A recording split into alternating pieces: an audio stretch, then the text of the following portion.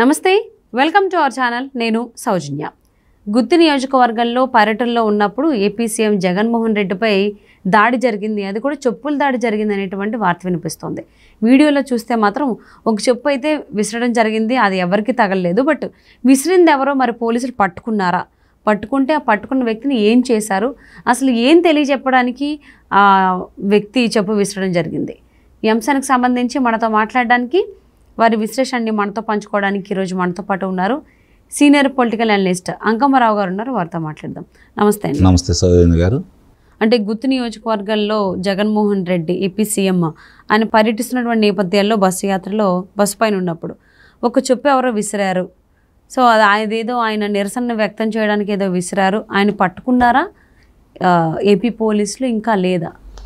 ఇప్పుడు ఎవరి మీదైనా చెప్పులు కానీ ఇలాంటి దాడి చేయటం అనేది ప్రజాస్వామ్యానికి లేకపోతే రాజకీయాలకి ఇది మంచి పద్ధతి అని అయితే నేను భావించట్లేదు. ముందుగా దాన్ని ఖండిద్దాం. అది ఎవరి మీద జరిగినా కూడా, ఏ రాజకీయ నాయకుడి మీద జరిగినా కూడా అది తప్పే. కాబట్టి అలాంటి సంఘటన జరగకుండా ఉంటే మంచిది. నిరసన జరపడానికి చాలా మార్గాలు ఉంటాయి కాబట్టి వాళ్ళు నిరసన తెలియజేయటంలో తప్పు లేదు, కానీ ఇలాంటి విధంగా చేయటం మాత్రం పొరపాటు అయితే నేను భావిస్తున్నాను. ఇక మీరన్న అంశాన్ని కనుక మనం దృష్టి పెడితే ప్రజలు ఏమనుకుంటున్నారు అంటే, నమ్మట్ల, మామూలుగా ప్రజలు నమ్మట్ల.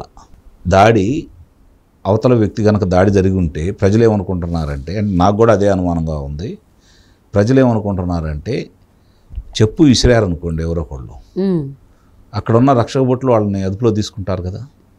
కనీసం కార్యకర్తలు వచ్చిన వాళ్ళందరూ వాళ్ళ కార్యకర్తలే కదా, వాళ్ళ నాయకులే కదా, అక్కడ ఉందంతా పోలీసులే కదా, సామాన్య ప్రజానికం తక్కువగా ఉంది కదా. అతను వదిలిపెడతారా? చెప్పు విసిన వ్యక్తిని అదుపులో తీసుకొని ఉంటారా? ఒకవేళ అదుపులో తీసుకున్నారనుకోండి, ఆ వివరాలన్నీ బయటకు వస్తే వాళ్ళకి ఏమైనా ఇబ్బంది అని చెప్పని అదుపులో తీసుకోలేదా? ఈ అనుమానాలన్నీ ఇప్పుడు అందరిలో ఉన్నాయి. అంటే ఇది మళ్ళీ ఒక విశాఖపట్నంలో జరిగినటువంటి విమానాశ్రయంలో జరిగినటువంటి నాటకం లాంటిది మళ్ళీ ఒకటి తెరలేపారా అంటే, ఇలాంటివి ఇంకెన్ని చూడబోతున్నాం మనం రేపు ఆయన పర్యటన పూర్తి అయ్యే సందర్భంగా. ఓకే, అంటే మళ్ళీ ప్రజలతోటి సానుభూతితోటి అలాగే మొదలుపెట్టారు కదా మొట్టమొదటి బాబాయ్ గారు దాన్ని అంశాన్ని, తిరిగి ఆయనకి ఎదురు దొరుకుతుందని ఆయన భావించకపోవడం అనేది ఆయన దురదృష్టం. ఎందుకంటే బాబాయ్ గారి హత్యకు సంబంధించి ప్రజలందరూ ఏమనుకుంటున్నారో, అలాగే సిబిఐ వాళ్ళు ఏమనుకుంటున్నారో ప్రపంచానికి అందరికీ తెలుసు. కాబట్టి మళ్ళీ అమాయకంగా చెప్పాడా, కావాలని మళ్ళీ సింపతి కోసం చెప్పాడా అనేది, సానుభూతి కోసం చెప్పాడనేది చూడాలి. సహజంగా ప్రజలందరూ కూడా ఏమనుకున్నారు, సానుభూతి కోసం మళ్ళీ తిరిగి దాన్ని అంశాన్ని 5 సంవత్సరాల తర్వాత గుర్తొచ్చిందా, మధ్యలో ఎలాంటి గుర్తు రాకుండా. కనీసం బాబాయ్ మీద ప్రేమ ఉన్న వ్యక్తి ఎవరైనా సరే దాన్ని ఒక 4 రోజుల్లోనే అదుపులో తీసుకుంటారు, వాళ్ళని పరిశోధన చేసి దోషులు ఎవరో తేల్చేవాళ్ళు. కాబట్టి ఏళ్ళ మనుషులే ఉన్నారు కాబట్టి దాన్ని పక్కన పడేశారు.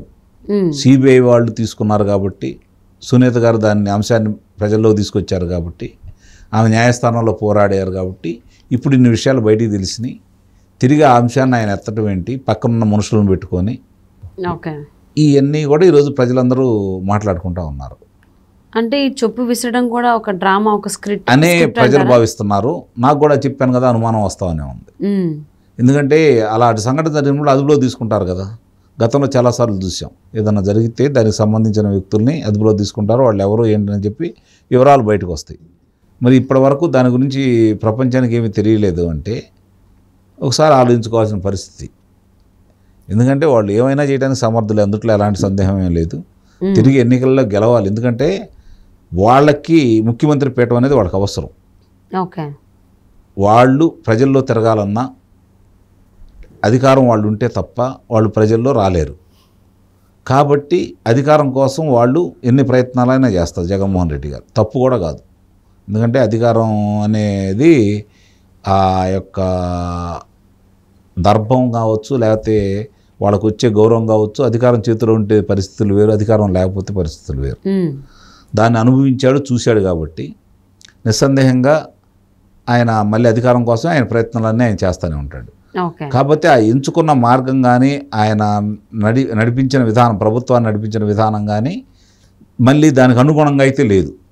అంటే మళ్ళీ నేనేం చెప్పినా ప్రజలు నమ్ముతారు, తిరిగి నాకే పట్టం కడతారు, నేను బటన్ నొక్కితే సరిపోతుంది, ప్రజలందరూ కూడా దానివల్లే నాకు మళ్ళీ తిరిగి ఓట్లు వస్తాయి, నేను మళ్ళీ ముఖ్యమంత్రి అవుతానని చెప్పి ఆయన భావిస్తున్నాడు. సరే, ఆయన నమ్మకం ఆయనకు ఉండొచ్చు. ప్రజలు ఏమనుకుంటున్నారంటే, నువ్వు బటన్ నొక్కావు ఇప్పుడు దాకా, మేము రేపు 2 బటన్లు నొక్కబోతున్నాం, మా అభిప్రాయాలు ఏదో మేము తెలియపరచబోతున్నాం, నేను ఇంటికి పంపించే విధానంలో మేము 2 బట్టలు నొక్కబోతున్నాం అని చెప్పని ప్రజలు ఒక నిర్ణయానికి వచ్చారు. ఇక్కడ ప్రజాస్వామ్యానికి నియంతృత్వానికి జరుగుతున్నటువంటి పోరాటం కాబట్టి ఇందుట్లో కొంత నిన్న జరిగిన దాంట్లో ఆ దాడి సంఘటన పక్కన పడేస్తే ఆ కర్నూలు జిల్లాలో నీళ్ల బిందెలు తీసుకొని రావడం కూడా జరిగింది. అంటే నిరసన, అది తప్పులేదు, ఎందుకంటే వాళ్ళ బాధను వ్యక్తం చేసుకోవడం తప్పులేదు. అలాంటి కార్యక్రమాలు చేయొచ్చు. ఇప్పుడు నేను అన్నట్టు అక్కడ నాటకాన్ని తెరలేపే సంబంధించింది ఏ అంశం బయటకు వచ్చింది, అట్లాగే నిరసన తెలిపే విధానంలో కూడా వస్తాయి. అవును, అందుట్లో ఎలాంటి సందేహం కూడా ఏం లేదు. ఇక్కడ జరిగే విషయాలు ఏంటంటే, ఆ పరిసర ప్రాంతాల్లో ఏ గ్రామంలో నాయకుడికి ఆ గ్రామాలలో వాళ్ళు ఎవరో తెలిసిద్ది, నిరసన జరపడానికి వచ్చింది ఎవరో తెలిసిద్ది వాళ్ళకి. అలాగే దాడి చేయడానికి వచ్చిన వాళ్ళని కూడా 5 నిమిషాల్లోనే గుర్తిస్తారు. ఇప్పుడు అక్కడ ఆ చెప్పు విసిరిన వ్యక్తిని గుర్తించలేకపోవటం అనేది కొంచెం విచిత్రంగానే ఉంది. కాబట్టి అందుకే ప్రజలకు వస్తుంది ఇదే అనుమానం. చాలామంది కూడా నా దగ్గర వ్యక్తం చేశారు, నాకు ఇదే అనుమానం కూడా వస్తుంది. కాబట్టి దీన్ని మరో నాటకం కాదు అనడానికి వీలైన పరిస్థితులు. ఎందుకంటే ఇప్పుడు దాకా వాళ్ళు ఏది కూడా చెప్పినవన్నీ మనం చూసుకుంటూ ఉంటే, అభ్యర్థుల గుణగణాల గురించి, ఆస్తుపాస్తుల వివరాల గురించి కూడా చెప్తున్నాడు కదా ఆయన. ఇవన్నీ చూసుకుంటూ వస్తూ ఉంటే ఎందుకో మళ్ళీ ఇలాంటి సంఘటనలు పునరావృతం అవుతాయి, చాలా చూడాల్సి వస్తుంది అనే అనుమానం మాత్రం నాకు బలంగా ఉంది. ఓకే, అంటే రాబోయేటువంటి రోజుల్లో ఈ ప్రచారంలో భాగంగా ఇలాంటివి కూడా రావచ్చు. చాలా విచిత్రాలు మనం కూడా అందని సంఘటనలు జరుగుతాయి అని చెప్పి నేను భావిస్తున్నాను. అంటే ఈ గుత్తు నియోజకవర్గంలో అంటే ఇంతకుముందు చాలా నియోజకవర్గాలు ఆయన పర్యటించారు కదా, 2-3 రోజుల నుంచి ఆయన పర్యటిస్తూనే ఉన్నారు. గుత్తు నియోజకవర్గంలోనే ఇలాంటి ప్లాన్ ఎందుకు చేశారు? ఇంతకుముందు జరగలేదు. వాళ్ళు వ్యూహకర్తలు పన్నిన అయి ఉండొచ్చు, అది గనక నాటకమే అయితే. అది అంటే స్టార్టింగే అక్కడ ప్రొద్దుటూరు సభకి వచ్చే మొట్టమొదటిసారి జరిగితే, మొదలుపెట్టిన రోజు జరిగితే ప్రజలు ఇంకో రకంగా అనుకుంటారు. ఒక్కొక్కటి అందుకే నేను చెబుతాను, వాళ్ళ దగ్గర ఉన్న అస్త్రాలన్నీ ఒక్కొక్కటి బయటకు తీస్తారు. ఎందుకంటే జనం రావట్లేదు. అంటే జనం రావట్లేదంటే అసలు రాలేదని కాదు, వాళ్ళు ఊహించిన స్థాయిలో జనం రావట్లేదు, స్పందన లేదు. ఈ పక్కన ప్రతిపక్ష నేతల యొక్క పర్యటన చూస్తూ ఉంటే అనూహ్యంగాను విపరీతంగాను జనం పోటెత్తుతూ ఉన్నారు. కాబట్టి దాన్ని కొంచెం పక్కకు మళ్ళించాలి. ఇప్పుడు చెప్పే దాంట్లో పసలేదు, నేనేం చేశానో చెప్పుకోవడానికి లేదు. ఆయన ఇదిగో ఈ రాష్ట్రానికి నేను ఇన్ని పరిశ్రమలు తీసుకొచ్చాను, లేకపోతే ఇంతమందికి ఉద్యోగం కల్పన చేశాను, ఇన్ని జలాశయాలు నిర్మించాను, దీనివల్ల రైతులకి ఇంత ఉపయోగం జరిగింది, లేకపోతే మహిళలకి ఇంత ఉపయోగం జరిగింది, ఇన్ని ఇళ్ళు నిర్మించాను, ఈ చెప్పుకోవడానికి ఏమి లేవు కదా ఆయన దగ్గర. కాబట్టి ఇట్లాంటి సంఘటనలే జరుగుతాయి. ఓకే, సో మీరంటూ ఒకవేళ ఇది డ్రామా అయితే మరి రాబోయేటువంటి ప్రచార సభల్లో కావచ్చు, ఎన్నికల ప్రచారంలో ఆయన పాల్గొన్నప్పుడు ఇంకెన్ని వస్తాయి, లేకపోతే పాతవి ఏమైనా మళ్ళీ రిపీట్ ఇక్కడ నుంచి తీసుకుంటారా అనేది చూద్దామండి. And thank you so much for spending your valuable time with Sangamarao garu. Thank you.